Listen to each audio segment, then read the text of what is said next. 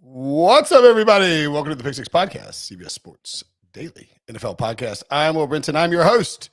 It's a Thursday night preview. I think we're just on YouTube. Doesn't make any sense to publish it on podcast. But we're going to look at the game tonight, and joining me to do so, the Dapperly. Is Dapperly a word? I think it's just dapper, isn't it? Dapperly dressed. I was going to use it as a. Yeah. The always dapper. Tyler Sullivan, aka Sully. What's up, buddy? What's going on? Unfortunately, this is not for you. I'm going on HQ after this. No, it's not. You know what? I actually wore this on HQ earlier. How classy is that? Good for you. See, I don't know. I still don't really know the HQ dress code, so I just kind of go with button-down shirt, sport coat. But I usually go just. I don't mind doing a blazer. I can't do it in the summer. Like either my old house, this new house. Like it just gets hot. It's just like it's not going to work. Yeah. Like August is not a blazer. That's not a good combo. But yeah. I'm in a basement, so it doesn't really matter to me. It's always cold down here. Well, and like Ryan Wilson, like Breach came on and just a button up, and I think it was fine. Kyle Porter gets away with these, like he does the golf shirt and then the vest thing. Yeah. Like, fantastic. Like but I basically like saw Kyle. I was like, all right, I'm going to pull off. Or if I was like, if I just I didn't really have time to go put on a polo or a button down, excuse me. So I was like, I'll just keep my arms down. I've always wanted to try the hoodie blazer look. Don't do that. I tried that and got killed for it. Really? I think I did that. They were like, what are you doing? I was like, you told us to do the hoodie and the blazer thing, right? It was cool. What do you want me to do? It either looks awesome or you look homeless. Like, I don't think I think I looked like a 41-year-old Caucasian dude in a blazer and a hoodie, and it didn't land. Just didn't vibe. Vibe. It's like not a great dad look. Like Ty Joseph in the chat says, I've done the hoodie blazer in college. Yeah, like that's kind of cool, younger thing. Like for me, like they literally said, "What are you wearing?" I think live on air, they're like, "What are you wearing?" And I started like panic sweating because I was like, I think it was a little red in the face. You're like, yeah, I was thinking like, like I don't know. I just saw it. I thought that was really hot in this room. Yeah. I was like, I can take I'm trying to think what hoodie it was. It didn't work anyway. Broncos-Colts, real scorcher of a game here, Sully. Yeah. On a scale of 1 to 10, how would you rate your excitement level for this game? Very low. Okay. Very low. Very, very low. Just because I don't know. I mean, I'm interested obviously in both of these teams because they've both underperformed from what we thought they were going to be going into the year. Colts, I mean, we talked about it too, that, we talked them up so much that they were favorites to win this division. We were like, we love this when they were plus money, when Tennessee was above them. And then Denver too, sleeper team in the loaded AFC West. If everything hits right, we've seen these quarterbacks transition, whether it be Tom Brady or Matthew Stafford. They go on to win a Super Bowl. Can Russ be the next one? All that talk comes out. And Ryan be the next one. Nobody's asking that question. I don't think we were, but you never know. We might have been bored during, the June at some point. These were the two teams. Breach had the Broncos, I think, winning the Super Bowl. He said on HQ that he was like, I just had him in the Super Bowl. I was like, nice try. I had Wilson as an MVP in my bold prediction. So yeah, I drew that. So Arpan in the chat. So we got Tom says a 2 out of 10. Arpan says 10 as a Broncos fan plus debating a Broncos money line hammer. Ooh. Spicy. Looking at the money line, minus 178. It's pretty steep. A little bit. You try to bet them live if you're going to do the money line. I would just lay the 3 points. I think like if you like Denver to win outright, I would just lay the 3 points. Although -3, minus 120, I might actually pay up for that minus 178. Like that's 58 cents, which is a ton, but you're already paying 120 on the juice for the -3. You know what I mean? Yeah. Like, so I don't hate that. I don't hate that money line suggestion. What are your let's just get quick game picks and then we'll dive into the props and whatnot. What are you because you have a hard out at 7. Yes, I'm not like I said 7:59. Is that the hard out? I guess whenever they start calling. They start calling you like 7:55. Yeah. They call me at like 7:58 for an 8 o'clock hit. Sounds about right. Okay, so what are your thoughts? Like, how do you think this game plays out? Like, what's your sort of projection, as it were? Yeah, I think it's extremely low scoring. I think we have to mention off the top, both these teams are going to be without their starting running backs. Obviously, Jonathan Taylor out with the ankle injury. Javonte Williams out for the season with the torn ACL. both of these teams love to utilize those backs. And so clearly this is going to change things a little bit, which is a little bit concerning Those for are two me. first or second round fantasy picks. Like they're Oh, it's for a big sure. deal. Yeah. Yeah. Number 1 overall pick, arguably. And then if Melvin Gordon wasn't on this team, probably would have been another first rounder. And he might have even still been back end. Maybe if you had at the 1-2 turn, you were taking him with one of your Javonte picks. Williams was getting some steam around the time that the season started, like in terms of how high he was going to draft. And so we're talking about 2 heavily involved players in that offense, which is concerning for me for someone who I think I like the under in this one. I lean the under, but I do get a little bit concerned because without those running backs, are they just going to put the ball in their quarterback's hands a little bit more, saying, hey, both of them, we acquired you this offseason, go win us the football game and go and throw that way. So that's what's concerning to me a little bit when I want to go under here. But you are talking about 2 of the lowest scoring teams in the NFL. The Colts, the lowest in a points per game basis. The Denver Broncos, the 3rd lowest in a points per game basis. So when you put all those things together, you're like, all right, how is this thing not going under? The only way that maybe it would is if they start throwing the football because of those running back injuries. I think I'm going to take the over. It's sort of like right. Doesn't it just feel like that? Yeah, like I went on HQ and I said last night, like I'm going to take Broncos in the under. So I felt bad because I was like, I wanted to say I want the over, but I didn't want to like. So if anybody saw me on HQ like an hour ago, that's why I'm changing it. Like I had already sent my like, like you don't want to change midstream and have them and mess up the producers. And so like I've been looking at under the whole way. This feels like a stone cold under lock. And but I think the running back factor is going to create game scripts where it is forced to go, where it will go over, not forced to go over, because in Nyheim Hines, you're not gonna. I mean, you can, and I don't understand why the Colts don't get this. He can run between the tackles, like he's a really good runner. But you want to use his skill set, maximize his skill set, which is going to mean throwing him the ball in screens. Line him up at receiver. Get him the ball in space. I'd be very curious what they do with Michael Pittman in terms of moving him around and how that factors with Patrick Surtain. I'm starting Pittman in a fantasy league, but I don't feel great about it. I've got him. My other I've got him as a wide receiver along with Terry McLaurin, and then I've got Amon St. Brown, Michael Thomas, Rashad Bateman, and Romeo Doubs as my other option. So I kind of have to go Michael Pittman here. But I don't. Yeah, like I'm a little worried he might like if Surtain shadows him, it could be a long night. But on the Broncos side, I think maybe they'll try and run with Melvin a bunch. If they do, I think they'll end up trailing, which will mean Russ has to open up the playbook. This is a home game, a primetime game. They've got some wins that maybe they shouldn't have, and I do think that we'll start to see a little more cohesion with Russ and Hackett with that offense. 5 weeks into the season, so I wouldn't be surprised if Russ got it going a little bit too.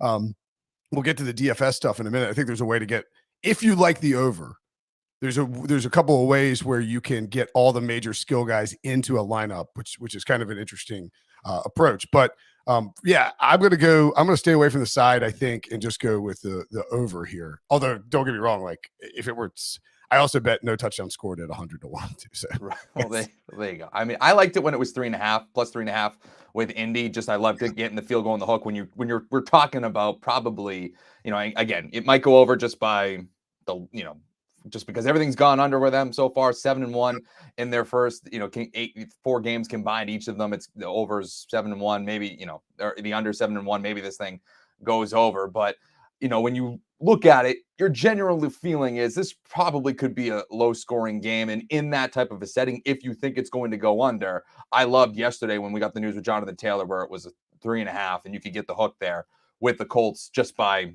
way of, hey, I'd rather just have that security with the field goal plus a half point. So for me, that's kind of where I'm still leaning on that because I think this game will maybe go under. So if anything, I'm leaning towards Colts +3. Just give me that field goal in my back pocket, and at worst, hope for a push type of a situation. I got no problem with taking the Colts +3 or +3.5. I tend to like the Colts a little bit more this week. Just random. I think they're a desperate team too, by the way. And I'll tell you this too.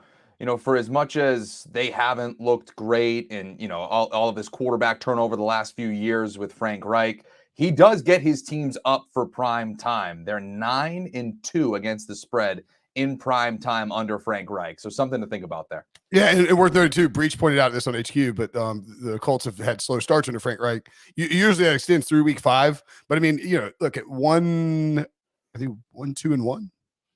Oh, yeah. Well, at 1, 2, and 1, yeah. I was like, it can't be 1, 3, and 1. At 1, 2, and 1, you're a really desperate team. Mm-hmm. Like you have to try to find a win. And if you don't, if you start getting like down, if this gets down the road where the Colts are like 1, 5, and 1, 1, 6, and 1, you lose a couple games in a row, and Matt Ryan doesn't look good, Jim Irsay's going to be cranking up the heat on Chris Ballard and Frank Reich. And so that is something to watch out for. All right. First touchdown scorer.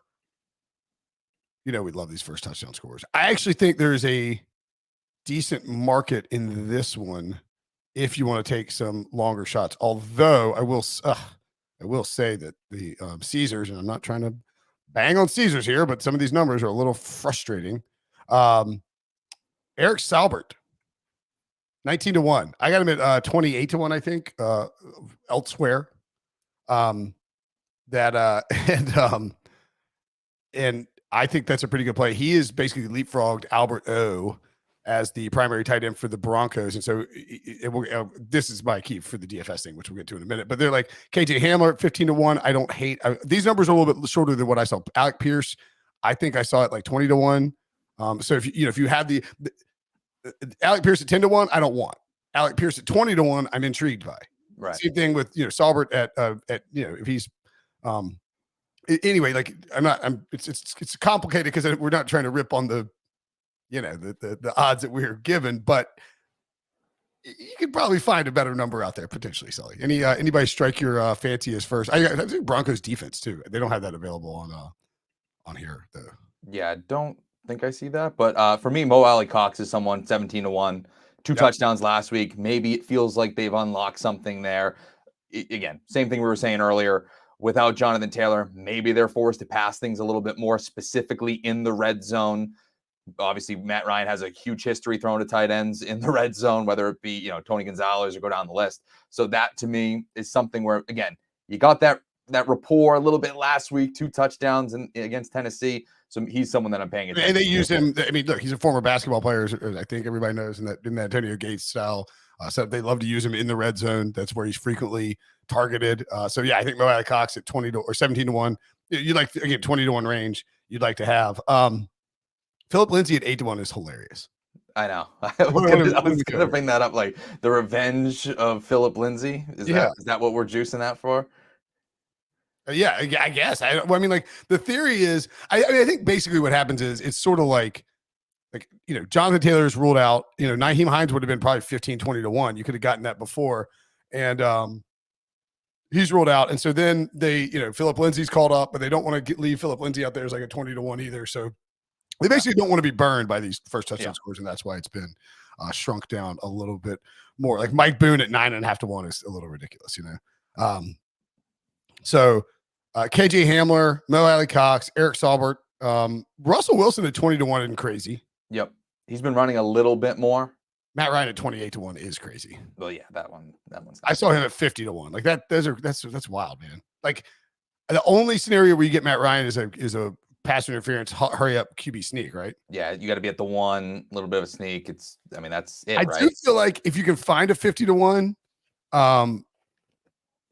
that if you can find a 50-1 on Matt Ryan or something like in that range, it's not that crazy that they would sneak the ball here with him, given that Jonathan Taylor is out. Right. So yeah, okay, I don't mind that. I get where you're going.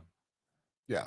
All right. Anybody else for you stand out as first touchdown scorer? I mean, everything under 28-1 is frustrating. Yeah, even Mike Boone plus 950. It's because I think that as much as we're talking about Melvin Gordon being a bell cow and stuff, if this dude fumbles like right out of the gate, like he's probably going to the bench, right? I mean, you're talking about 4 fumbles. That would be his 5th fumble this season. A lot.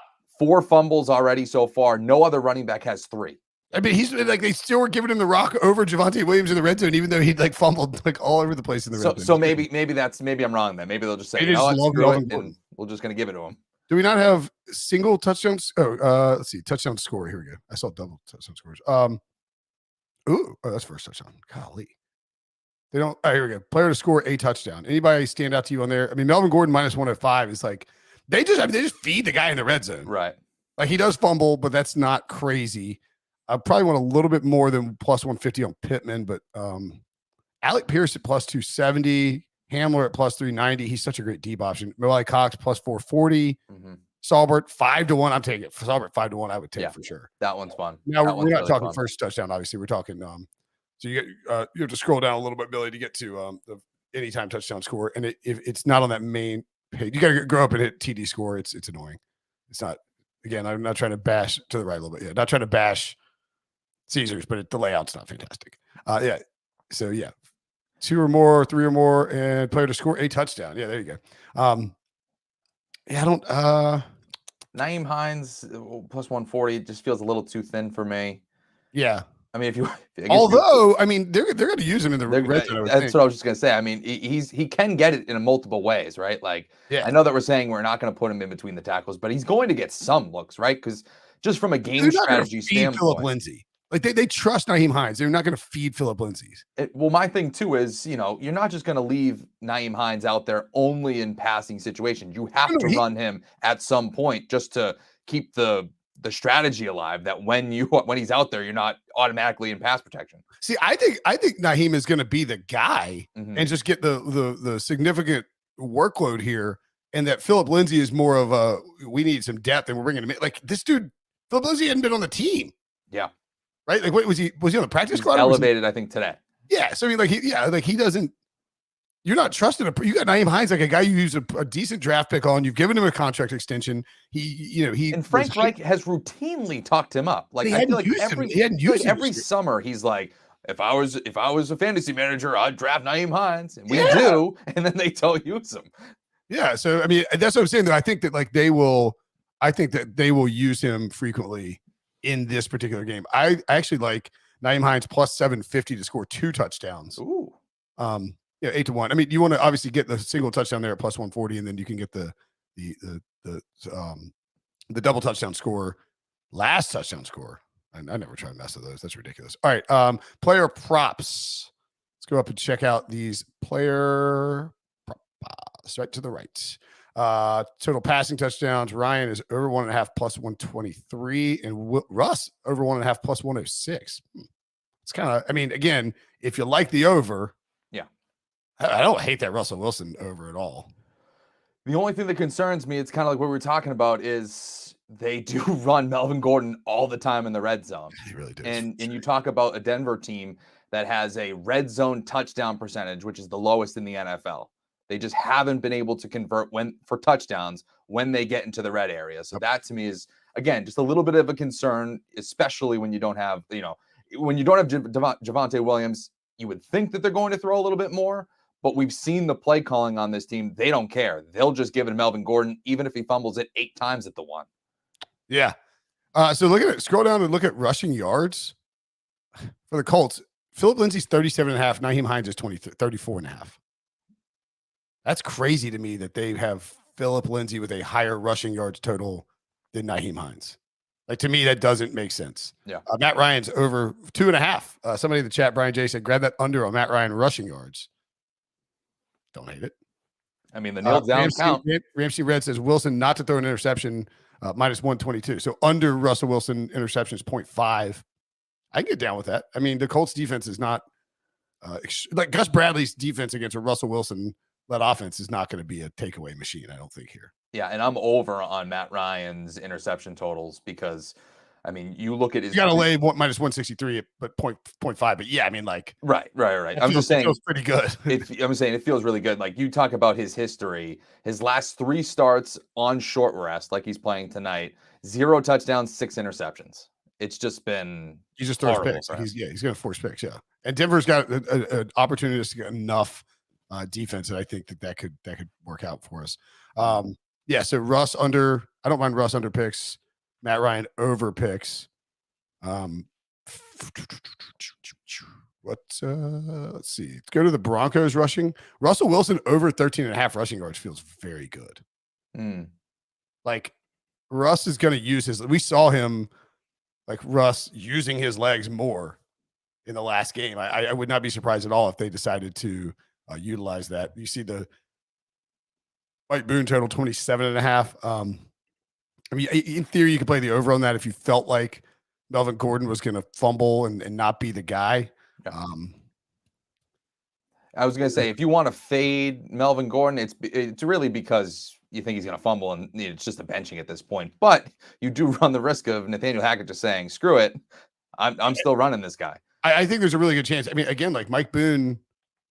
Oh, Mike Boone actually saw 18% of the rushing attempts in the last game, I think. So, well, I know the number. Well, I don't know the numbers exactly, but I know he had more targets. I know he had more carries, and he played more offensive snaps. So, I mean, in the second half. Yeah. So there is Mike Boone over 27.5. I mean, that's not crazy, man. That's not that many at all. Yeah, and I was just looking at Wilson too. 29 rushing yards last week and a touchdown. I forgot he ran for a touchdown. Yeah, that's right. Scroll down to receiving yards, excuse me. Michael Pittman was he at 63.5? Under there is probably a decent bet. Like, again, we're taking the over on, this game, or I'm taking the over on this game. Sully thinks it's gonna be, but like this could be a really ugly game. Like that would not be crazy at all. And at 63.5, it's juiced obviously to the under there. But with Pittman, like if he gets a ton of Surtain coverage, this may be a situation where like he could get 60 receiving yards and a touchdown catch. That wouldn't be crazy. Now this is spooking me about playing him in fantasy. Well, I just wonder if I'm going to bet an over with Michael Pittman. For me, it's going to be his receptions because I still think he's going to see volume. I just don't know how great of an impact he's going to make in the receiving game. Like, how much he's actually going to travel. Like he could end up with 50 receiving yards and 2 receiving touchdowns. Yeah. I don't think that he's going to be I agree with you. The receptions there would be a little more interesting. His reception total is over. Oh my God, that was Paris Campbell. I was about to freak out. I was like 2.5 over is plus 143. I was like, I'll be right back. Yeah, I'm gonna go do something really quick. Yeah. No, Michael Pittman over 5.5 plus 120. Oh, I hate that. I mean, Matt Ryan's completing 71% of his passes to Pittman with a 106.8 passer rating this season. And he's seen a decent amount of targets. I have to look it up, but I know he didn't have a ton. Was it last week? But he's gone over this total a bunch. Let me see where it was, if I can find it quickly. Yeah, you're fine. But he's just heavily involved, especially with, like we were saying earlier, with Taylor out. They're going to throw more. The other options really stepped up to the level of what we thought they were going to at this point, and maybe he just leans a little bit more on Michael Pittman. I'd be a little intrigued at Alec Pierce's over at 35.5. I think he could be involved pretty aggressively in this matchup. So yeah, Pittman last week was a little bit slow. 3 for 31. I'm seeing 60.5 for Pittman elsewhere. So 63.5 under is a very good look, even at that juice. Smash the like button if you are watching. Any other player props that came to that you were eyeing when you were doing your preview? Let me see what I have here for Wilson. God, the juice on these is so weird. Like KJ Hamler receiving yards, 19.5 under minus 142. This is another thing we need to point out too, and it's with Wilson. He is dealing with a shoulder injury. So let's not gloss over that. Obviously, he's got nano bubbles though, Sully. Say again? He has nano bubbles, so he's fine. Oh, okay. I don't know. Maybe for concussions, I don't know. Sure. Whatever the case may be. But again, something to point out there. So maybe that impacts his passing totals a little bit, but still, with Javonte Williams out, I just think that both of these quarterbacks might throw a little bit more than they're going to have to throw. Like both teams are fairly desperate. I feel like. I mean, like the Broncos are 2-2 and kind of right there in the division and all of that, but they also are. I mean, they've been under fire. Like, not even under fire. They've just been like joked on. They've just literally been made fun of by everyone. Clowns of the NFL. So 4 weeks. Broncos country, let's ride. All that stuff is hilarious. Like they just make fun of Russell Wilson, Nathaniel Hackett, just his play calling in general. It just feels like they hired a game decision coach. Exactly. Never seen it happen. Like 2 weeks into the season. So anything else stand out to you? I think that's all that I have here. Yeah. I did. What was it? The Melvin Gordon. The fact that Matt Ryan has a higher total passing yards than Russell Wilson is a little weird. So I didn't hate the under on Right, Melvin yes. Gordon rushing and receiving totals, 81.5. Mm. As much as as much as we're saying he's going to get fed and all this stuff, there is a world where he does fumble and they just say, screw it, we're going with Mike Boone. Absolutely. And at 81.5, that's a very good day for total yards from scrimmage. Yeah. For Melvin Gordon, that I lean a little bit under there just because I'm fading not only his, workhorseness in this, because I think it might be a little bit more of a committee. Dapperly. And yeah, exactly. Right. Christmas. And there is also a scenario where if you take the over on this and he fumbles and he's sitting on the sideline, you're sitting there with a ticket that you can rip up in, the second quarter. Eric Saubert's over receptions is 1.5 at plus 116. Oh, I like that. I like that over a lot. Love I mean, that. like, Love that. if they're getting any pressure, no pressure, like he's gonna. I think he's just gonna. That seems to me like that the books are, or in this case, the book is incorrectly assessing who is the primary tight end for this team. Yeah, I don't. Yeah. Oh, and Saubert's receiving yards. It's 10.5, right? Yeah. So that's a 10. It was, oh my God, it was 8.5. I had 7.5 or 8.5 earlier. I think 10.5 over is still fine. Yeah. Like you just need one catch from that guy to make it happen. Mhm. All right. So speaking of Saubert, I did build some DFS lineups. Sure. And can't share my DraftKings for some reason. This stupid computer stinks so badly. Where is the showdown? Let's see. So this lineup I put together. I went Saubert at captain at 1,800. And that allowed me to get Melvin Gordon. Oh, look at you. Oh, that's right. Good job, Billy. So Taylor is out. Obviously, he's the highest priced captain on here. I mean, the injury came after they put out the pricing for these showdowns because they tried to get him out. Although Javonte Williams' injury was early enough that they don't have it, that they adjusted for it. Melvin Gordon 13.2. See Michael Pittman 15.9.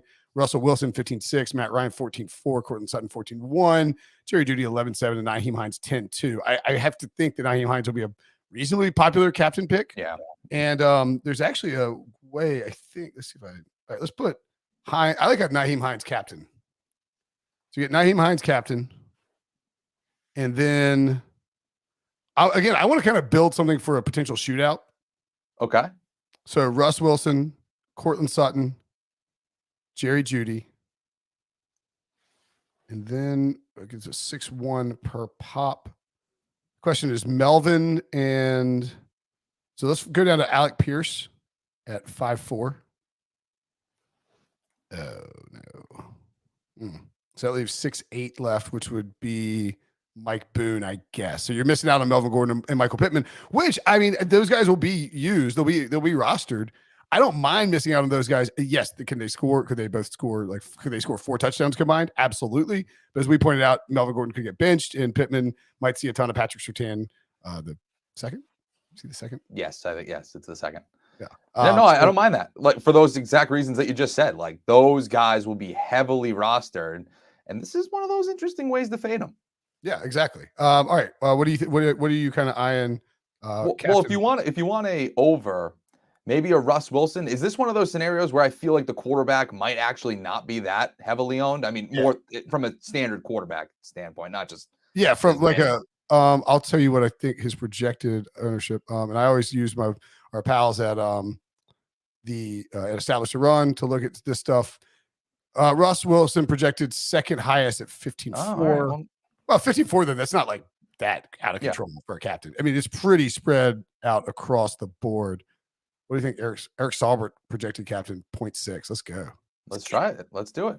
You want to build a Saubert captain lineup? Let's go for it. Let's have some fun. So he's down at 1,800, I think. Billy, he's gonna scroll all the way down. He's 1,800 for captain price. That's awesome. I mean, yeah, like watch what. All right, so let's toss Saubert in there. Scroll all the way back up. And you ain't gonna have to move very far. You could fit everybody. Yeah, Pittman, Russ, Sutton, Gordon, Hines. I think is the mix. We're leaving a little bit. Let's see, Hines, and then I mean, again, like you can go anybody. I think I went with toss Melvin Gordon in there too. I faded Matt Ryan in that spot. Okay, leaving 2,200 on the floor, so it's going to be unique. I mean, I don't hate it though. Like, I mean, look, if Saubert gets let's say he catches 3 passes and one of them's a touchdown. He is going to crazy outperform his 1,800. Now, if he catches nothing and Albert O's in there the whole time, and they run the ball with Melvin or it's low scoring, this lineup's going to stink. So there is maybe another thought process where clear out. Don't clear the whole thing out, but clear out leave Saubert as the captain really quickly, just because I want to see. And you're going to leave so much money when I do this, but let's find the Broncos D. And last one, because they're already calling me. Oh, they're already calling you. All right. Well, you go ahead and tell me who you like as a captain, then we'll get out of here. So I think Wilson will be there for 9 minutes. I know. I don't know. I couldn't tell you. I could tell. Well, yes, you can. I think Wilson will be an interesting one. Let me see. I can pull it up because I already made one. This one's a little bit chalky, but Wilson, you put both defenses in there. This is more, I guess, that leans to the under, but still having some involvement. It was, let me see if I can find it. Of course, it's being difficult. You got kickers in there, maybe? A little kicker action? No, I unfortunately do not. I have both defenses, Nyheim Hines, Pittman, and Sutton. Chalky, but that's kind of where you're fading. Yeah, you're really fading. Oh, yeah, man. You could do, I don't hate that. You could do Russ, both defenses, Melvin, Hines, and Pittman, or Melvin, Hines, and Sutton. Maybe even ditch the Colts defense and you can grab Mo Alley Cox. That's kind of an interesting lineup. So you got Russ, Denver defense, Mo Alley Cox, Nyheim Hines, Gordon, and Sutton, which is that's kind of a Broncos blowout mode, which is kind of interesting. And then the other thing you can do that I sort of messed around with too was a Broncos onslaught, 5-1, which is just you're banking on. And you can put Hines as your 1, like in that theory. You're getting called again. So I don't hate that. Yeah, you grinning like they just keep buzzing you. And then the other possible, if you want to get real weird. Russ captain, 5 Colts, do the flip onslaught where or 4-2, 4 Colts, 2 Broncos, which the Broncos are going to be way more popular in this game because of the expected blowout. All right, that will do it for us. Sully's got to go do internet television. Thanks for watching. Thanks for listening. Hope you cash all your bets. Hope you win $1 million. And Sully, we'll see you soon, buddy. Thanks, man. Thanks, man.